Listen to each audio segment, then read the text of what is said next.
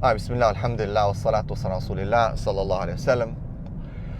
This is the last episode on the issue of polygyny.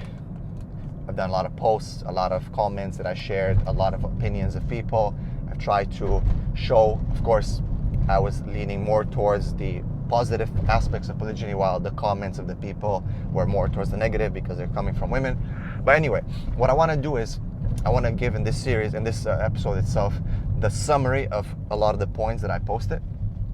A very short summary, and some of my feeling about what has happened, this experience, and so on and so forth, right? So let's start with the points, because a lot of people misconstrued and only picked up what they wanted. And actually I was had issues at work. I had people calling me out, family, and if you look at it, I asked them, what's the problem?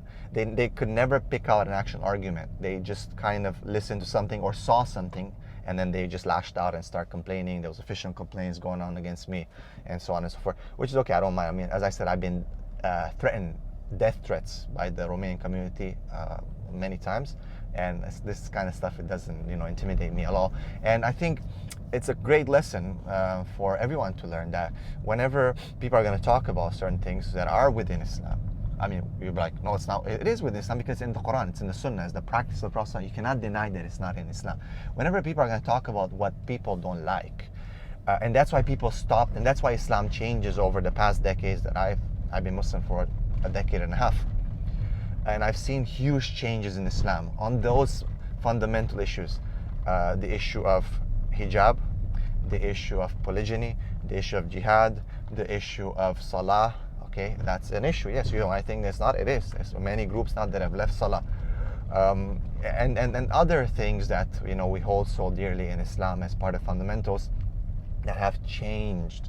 The issue of celebrations and Christmas and all these Halloween, and Muslims, how they've slowly became very, very moist when it comes to these things.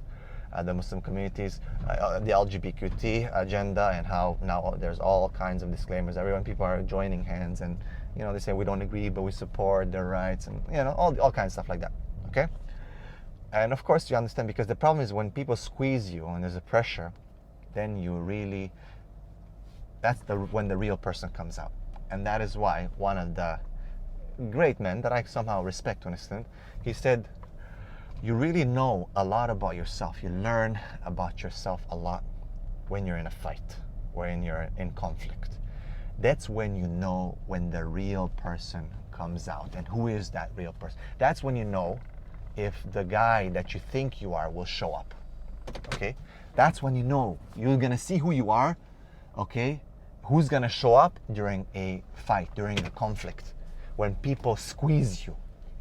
A lot of people are lions on Instagram and in their profiles, but when it comes to action and when it comes to standing up for what you really believe and defending Islam and so on, that's when you really find out who you really are. Okay, so that's my first point. Summaries. Number one, I said it's about education. It's about educating people on this topic, opening the discussion, because it is a problem.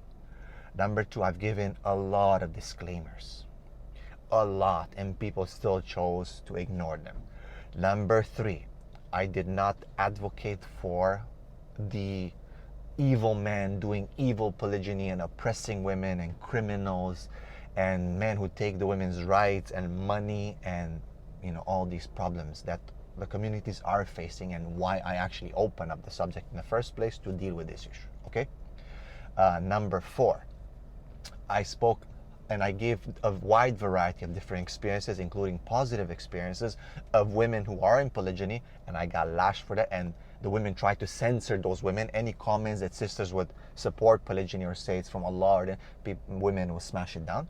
So I did provide positive experiences of polygyny to show that it does work. You cannot bully the other women or men who are practicing, and it works. Is it perfect? Is it going to be perfect? This is not Jannah. Allah didn't ask perfection. The Prophet ﷺ had problems in his marriages. Okay, clear. And he was a polygynous man. So that was point number 5. Point number 6, I did not restrict anyone. I did not censor anyone. Everyone was free to give their opinion. Point number 7, I made clear what the tafsir meant, and I've actually asked people to go and check the tafsir for 1,400 years of what this means. Point number 7, I have quoted the context of the Sahaba and the Prophet ﷺ. Some people say you're giving your own opinion. I have been very careful to make sure that I quote the Quran, the Sunnah, I discuss the verses and so on, the opinions and all that, right? I was careful with naming scholars because as soon as I say this scholar, I'll be Wahhabi. And right away, if I say this scholar, I'll be Sufi. If I say this one, I'll be something else. So people can go and do a little bit of extra research, but I do always call on people to learn a bit more and do a bit more and so on. Point number 7, I've given people resources and recommended some books to read a bit more on the topic. Point number 8, I talked about the issue that the Sharia is not based on the desires of the first wife. It is based on revelation. And that a lot of the arguments that are against polygyny are coming from the first wife perspective, not from the other women's perspective. So it's not becoming a women issue, it's become a first wife issue. Point number 8, I believe. Forgive me if I'm messing up the numbers. Point number 8, I talked about that sometimes the men are the victims, not always the women. That men are abused and they're suffering, okay, because of this. Number 9, I talked about the issue of fairness and what is fairness, who defined fairness, and it is Allah and His Messenger that define fairness. And we said that fairness is something measurable, and that's why Allah has allowed it. So when women say no, we deny polygamy, it's gonna work, men can never be fair, because they cannot be fair, it's done, it doesn't apply. Sorry, I've refuted that. I showed that it's not about, because it's measurable. Point number 9, that men are not going to stop. It is part of their fitrah. It is part of the fitrah, so might as well open a discussion and teach them how to do it right, how to not oppress women. Point number 10, I said that women have to be protected, and that's why the solution is Islam, an Islamic system. Just like the solution to the economic problems of the world, it is to get rid of riba and apply an Islamic system. The solution to zina and the problems of women being unmarried and not having, being baby mamas and having, men who they don't even know their husbands, who their kids are, is Islam, is correct way. Men are messing around. Men are polygynous by fitrah. And Allah has sent the Prophet ﷺ in Islam to polish that and to restrict that and to limit it and to focus it. Okay, so men are going to do it anyway. They might as well do it right. Point number 11, I believe. Forgive me if I'm messing up, but I'm trying to go point by point, okay? Summarizing. I called upon scholars and imams to start talking and debating and discussing this issue and stop hiding away from it, because it's a problem in our communities. And they are responsible, but they are shying away because we said about the issue of course, salaries, board of directors, people like that who will obviously censor them and fire them if they don't say what they want and what's politically correct. But in this hope of being politically correct and being pushed to be politically correct, what happens is that polygyny is still taking place and women are still getting abused and problems are still there. Okay, very clearly. So I've called for people who have more followers than me, more knowledge than me, to start educating these men on what does it mean and how to do it properly. Because if not, right now the women are basically leading this fight, okay, because the feminist movement, because of their experiences, because of problems, and they've just wiped it off, and men cannot even talk. Husbands are very scared to talk about it. They're scared of their wives, which says a lot. And of course, women, especially in the West, are in power because the system, if they say that we've been abused or something happened, right away the system will side with them, take away the kids, will help the woman, let the man maybe jail them. So many cases where the woman just didn't like the fact that the man even thought about polygyny, and she basically called the police, said that she's abused and other issues, okay? So of course, it's an issue that I called upon the Muslim scholars to start talking about, who have millions of followers, and they're talking about salah and siyam and other things, but they're avoiding sometimes these issues, or they're joking about it only. Okay, we have to have a serious discussion. Point number 11, We talked about the emotional arguments. We talked about the time argument. It's not the time. Sharia was not sent for just certain time. It was sent forever and always. And this is Islam. This is not a joke. We don't play around it. We don't change the words of Allah subhanahu wa ta'ala. The arguments that are put against polygyny just don't stand. They are flimsy. وَقُلْ جَاءَ الْحَقُّ وَزَهَقَ الْبَاطِلِ إِنَّ الْبَاطِلَ كَانَ زَهُوقًا. Okay? The truth will always stand. The problem is, it's not just about polygyny, guys. You have to understand. I just picked this issue because women asked me to talk about it, because they are suffering, because women want to get married, because women are in problems. And I picked it, but it applies to all the taboo issues in Islam. It's when people don't submit to Allah, when people try to change the message of Allah because it doesn't fit them. It's not emotionally in line with where they are. And I always say, well, they need to analyze themselves and work on themselves, as opposed to trying to fix Islam. As opposed to trying to fix Islam, should try to fix themselves first as women and help fix the men. And that is their problem. The men have to fix themselves, plus the community, the scholars, the people who are teaching should be working on that to do some islah. But it doesn't work. Okay, point number 12. We talked about that there's a lot of women around here in the world who are supporting this and want it, and they have positive experiences. So don't censor them, don't bully them, don't push them away.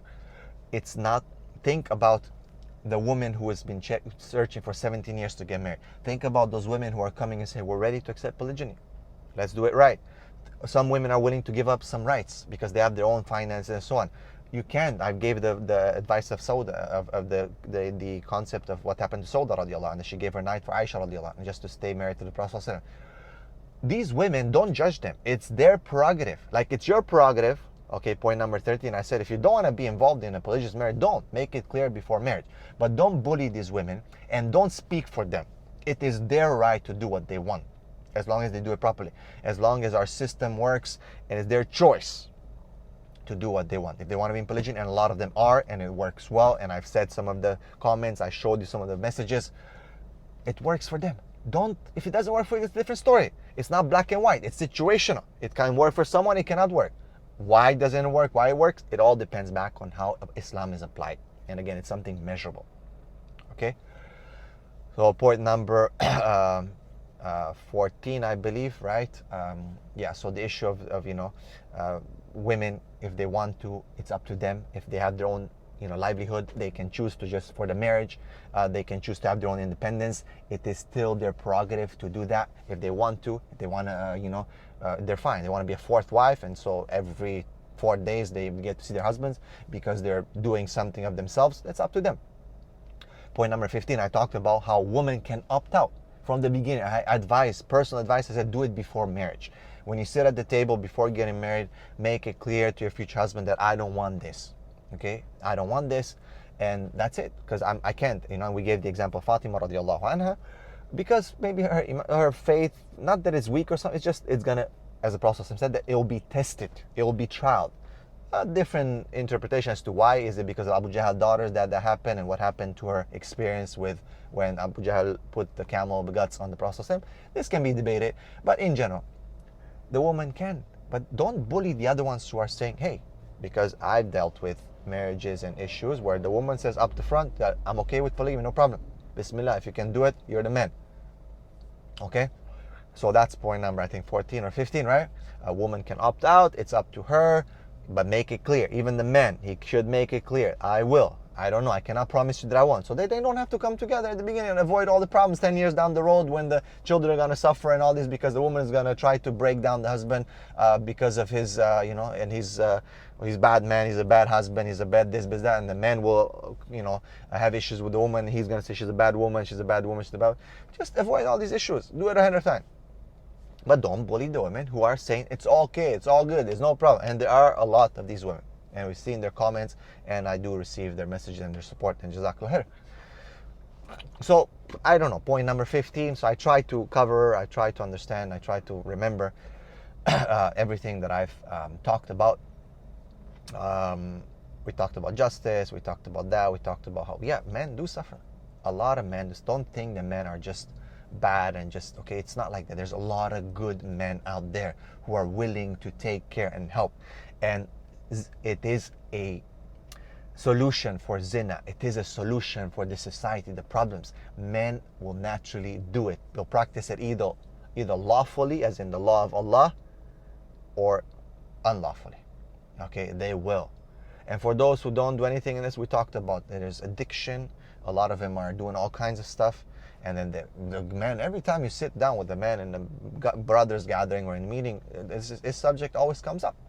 It's part and parcel of them. So they might as well do it right. We've been educating people. I've gave you some resources. There's people who are doing coaching in this. Okay, so there's a lot of solutions that can be done. People have to be upfront. We talked about secret marriages and how that is damaging because of loss of trust and mistakes that are done. We talked about how some women prostitute themselves through these marriages in Turkey and other countries, right? The immigrants, and how some men don't have the guts to stand up and really take care of these women. They just kind of go there for the weekend and just mess around, and then they divorce over the weekend. Okay, and that is not correct at all. It's very bad. Okay, we talked about how men are not men enough, okay, to stand up and take the responsibility, and they're scared of their wives, they're scared of the first wife, they're scared of family, they're scared of community. And then if you're scared in a car, then just don't do it, right? We talked about whether these marriages are invalid, and we said it's not, but it's going to cause problems. Okay, you know, there's a lot of issues with, you know, with these secret marriages and so on. It's hurtful. We talked about how it's, you know, a lot of men will not do it secret as is, like no one's gonna know about it. They're gonna just not tell the first wife, okay, which doesn't invalidate the marriage, but again, it's gonna cause too many problems. We discouraged that. We said it's not good. Just be upfront, do it properly, do it right. We talked about how a lot of men will hide it because they don't want to hurt the first wife, not because they're cowards or weak or whatever. It's because they know that their wives just, you know, and they're already stuck in a marriage that's not fulfilling maybe, but they still love this woman. They don't want to give it her away. They have kids with them. They've been supporting them, protecting them, taking care of them, and they're suffering, you know, and then they just want to hurt them, so they do it like that. That's a different story as opposed to someone who's just a coward and cannot stand up. And we do have a lot of coward men in this society, in these communities, and that is why we have a lot of problems in the world.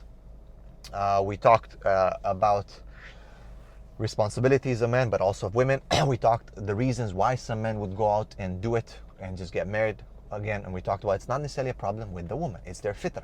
We also talked about sometimes the woman doesn't fulfill her part of the bargain in terms of getting ready for him, in terms of readiness for sex and all that, and that he starts looking around because he can't hold himself. You know, women said they should fast, they should this, that. Yeah, but that's they should. There's a difference, they should and what they actually do. Right? So we talked about some of the reasons that men will do that, and we said also that like, okay, to help a widow, to help a weak woman, to help a woman who has children, to help a woman who's divorced, but not always that this has to be the reason. These are some of the reasons, you know, the process of marriage for political reasons, so on and so on. And we said that doesn't sound too good. Everyone's saying political.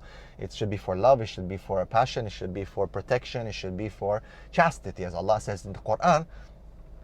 So it's not always that you have to have a reason to, you know, it's not always that you have to save the poor, you know, woman, and then it's like the pity case, you know. I mean, that should be like a shame also for women to say that towards their sisters. It's not the pity case that you're doing. You're just getting married. Khalas, marriage is marriage. It is the ethical, proper thing to do. In a world that's polygamous by nature and doing polygyny and all kinds of things, and polygamy and polyandry and poly. Right? So Islam has come to set the rules and protect human beings, both men and women.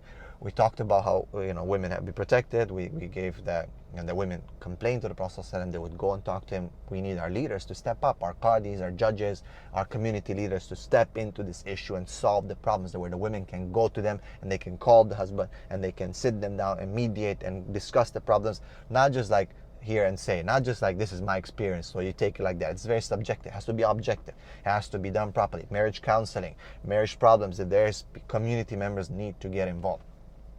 We talked about that. We talked about a lot of these things. These are the summaries of these things. Again, final thing, I did not encourage evil. I did not encourage oppression. I did not encourage men to take the rights of women. I did not encourage men to lie, to cheat, to be boys, to be cowards. No, I said be men, stand up, do the right thing. This is what we need today. We need to teach our boys to be real men. We need to teach our boys to take care of women. الرجال قوامون على النساء. You cannot get rid of this verse, whatever you want to do. Men are the protectors and caretakers of women. Men need to man up and grow okay, and be real men, not be boys that are playing around. This is the solution. Islam is the solution, not to remove aspects and articles of Islam because you feel that you don't like it. You don't like it, I told you. Opt out from the beginning. But don't judge everyone else, other women, and don't bully them. Don't start your movements right now, these feminist sister movements. They think that they have hijab and then they talk against it. I'm a Muslim, look at me, I'm against it. All these Muslim sisters doing, talks against polygamy and that, and thinking they can remove it, reinterpreting. These institutes now coming up with articles that they found finally after 1400 years. They're the ones who figured all these controversial things out. Subhanallah, so sad. I think this is my my last point, and my personal feedback is, I'm being audited, I guess, and stuff like that, and my work is an issue, and people have complained, and it's not a problem. I'm an educator. I'm a school principal. I am an educator. I educate. I've been doing it for 16 years. It doesn't matter who signs my paycheck. I've never looked on that. I've always stood for justice. I've tried to be smart about it, but I've always stood for justice. It didn't make me stop these series. I continued these series because I believe in what I do. And when you believe in what you do and you have your backup and you have your proofs, and I've said, Qala Allah, Qala Rasul. Because when I get called in, I'm like, so can I bring the Mufti please with me? So he can see what I'm saying, go through the things. I also said, people, don't be selective listeners. Don't accuse me of something I haven't done. We are not advocating oppression and evil. We're advocating Islam. And polygyny is part of Islam. Whether you like it or not, read the Quran. You don't know how to read the Quran, go talk to any scholar. I challenge you, talk to any scholar to see if they agree with the comments that some of the sisters have posted and their interpretation of the tafsir. Any scholar. And then if you don't like it, take all the tafsir, okay, Sa'di, Ibn Kathir, At-Tabari, anyone that is translated in English language, okay, tafsir.com, alim.org, all these that have comparative tafsirs, okay, Jalalain, you name it, go. Darussalam Publishing, I challenge you, go and read the tafsir of these ayat. Go. Okay, go. And see, point out something from an Islamic. I don't care from America, I don't care from Canada, I don't care from Romania, I don't care from Malaysia, I don't care from this point of view of culture, this culture and that culture. What does Allah say? If you claim to be a Muslim, if you're American or Canadian or Malaysian or whatever first, that's a different story. That if you think that, then may Allah protect you and guide you. But if you claim that you're a Muslim, someone submits to Allah, attack my argument from that point of view. From that point of view. And then point out, where have I called for oppression? Al-dhulm dhulumat yawm al-qiyamah. Dhulm is darkness on the day of judgment. I have not called for that. 16 years I've been working in dawah. Sadly, it hurts my heart because I'm coming from a non-Muslim background. I learned Arabic. I've gone to the little kids school to learn how to read Quran. Then I've gone to university. Then I've gone to villages at the feet of scholars, okay, who screamed at me and were harsh with me. But I took it to learn usul fiqh, to learn fiqh, okay, to learn tafsir, to learn whatever. Am I a mufti or something? No. Do I put myself, someone accused me very close to me, saying that I'm a self-made sheikh. I never claimed to be a sheikh. People have put on posters, Sheikh Gabriel. I'm never sheikh. This is my disclaimer. I'm not a sheikh, like the sheikh, the mufti or alim or anything. No, I'm a student of knowledge, even if that can be said. Okay, but, so don't say, oh brother, see, no, but I bring out Qala Allah, Qala Rasul. I've been doing this for 16 years. With the guidance of scholars who are real scholars, who have allowed me to do dawah, who have encouraged me to do dawah, who call me a message and say, keep going. And if they see something wrong, they warn me.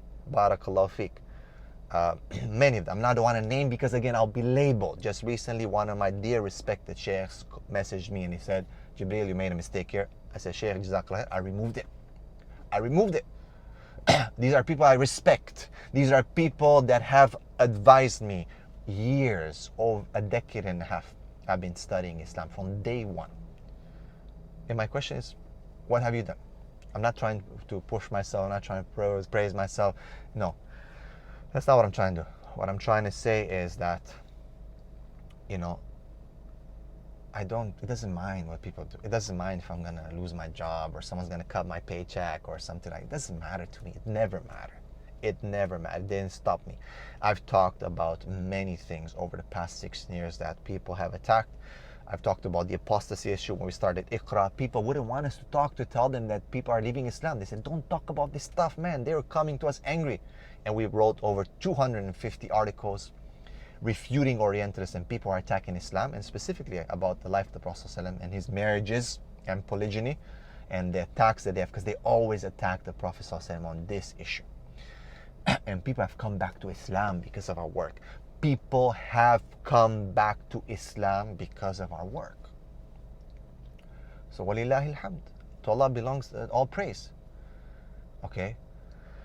But guys, I'm disappointed with the reaction of the Muslim community. The non-Muslims are now starting with polyamory. Polyamory. They came up with a new name. They are taking this and taking it to another level, and the Muslims are going away from it. The non-Muslims are coming with sister wives and all these things, all these shows in America. People are watching. It's part of the fitrah, but they're doing it wrong. While the Muslims have the correct way, and they're saying no, it doesn't exist. We're going away from it. It doesn't work. Not injustice. Blah blah blah. All these things. So it's sad to see the status. Not just about polygyny. It's not. You gotta get it out. It's not about polygyny. It's about the mindset of how people approach the laws of Allah when they don't agree with it. And that is what happened to the previous nations. That is why Allah starts Surah Al-Baqarah with the story of Ben Israel, because that's what they have done. And that's why it's called Surah Al-Baqarah. Okay? When Musa said to them, Allah orders you to slaughter a cow. If you know that lesson, you understand, you read the tafsir. This is where they start asking, does it make sense? What color? What kind of cow? All the cows look the same to us. These kind of flimsy, silly arguments. Allah tells you something clear. Muhkam. It is very clear, and people start digging in and trying to go around. People might say, why is it talking about Baqarah? Why is it a cow? Why is it a big deal? That is a huge lesson for people.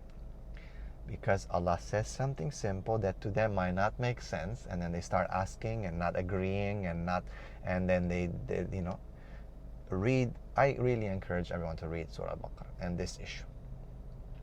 So yeah, I'm quite disappointed, not because of the series, not because of the response of it, because what's been happening over the past decade and a half of how Islam is changing, and not only in America, not only in Canada, not only in Europe, in the whole world, due to globalization, due to the pressures, and how Muslims are retracting and going back, laying down, putting their heads down, and how the non-Muslims, with specifically the LGBTQ community and riba and all the immoralities, zina, Hollywood, Netflix, Bollywood, all the illicit, illegal, unlawful in the sight of Allah, how aggressive they are in their propaganda, and how the Muslims are ingesting all that.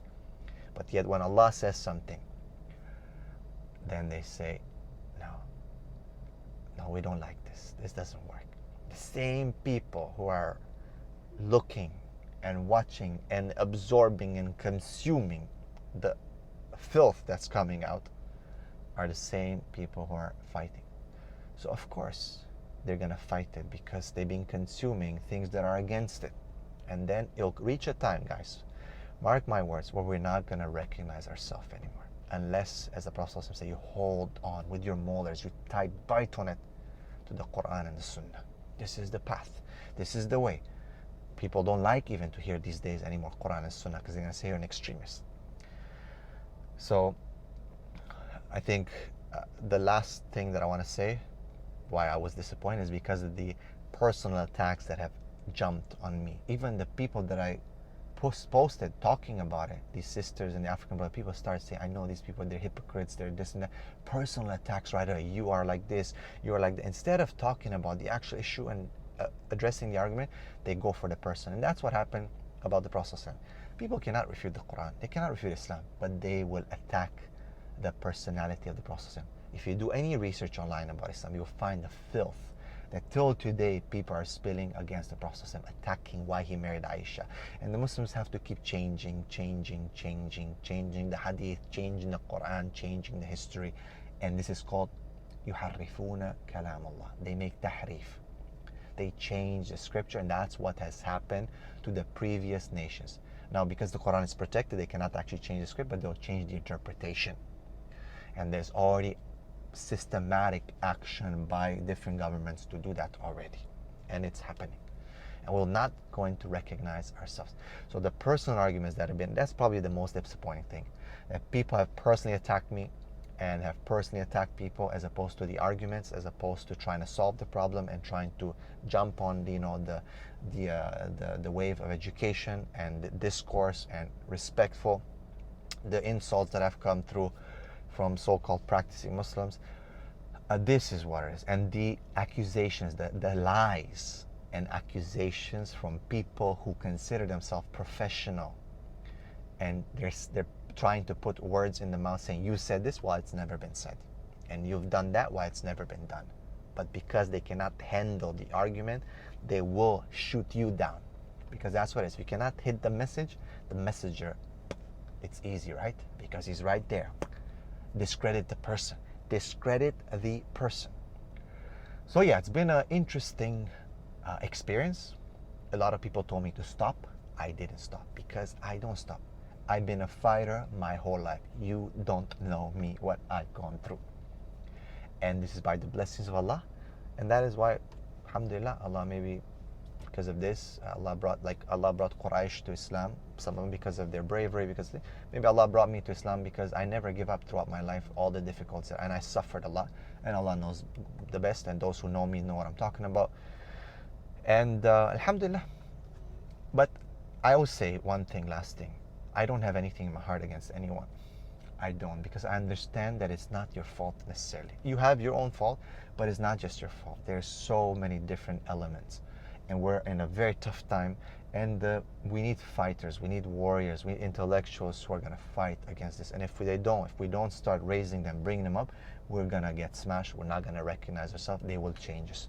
لن ترضى عنك اليهود والنصارى حتى تتبع ملتهم. They'll not be happy with you till you follow their path. And trust me, they're aggressive and they're working at it, and they are coming hard, and you know they are. The question is, what you gonna do about it? I've done my part. What will you do about it? You're gonna fight me? Bismillah. Assalamu alaikum. I don't have a problem with anyone. I don't have in my heart anything for anyone. I love you all for the sake of Allah. Assalamu alaikum.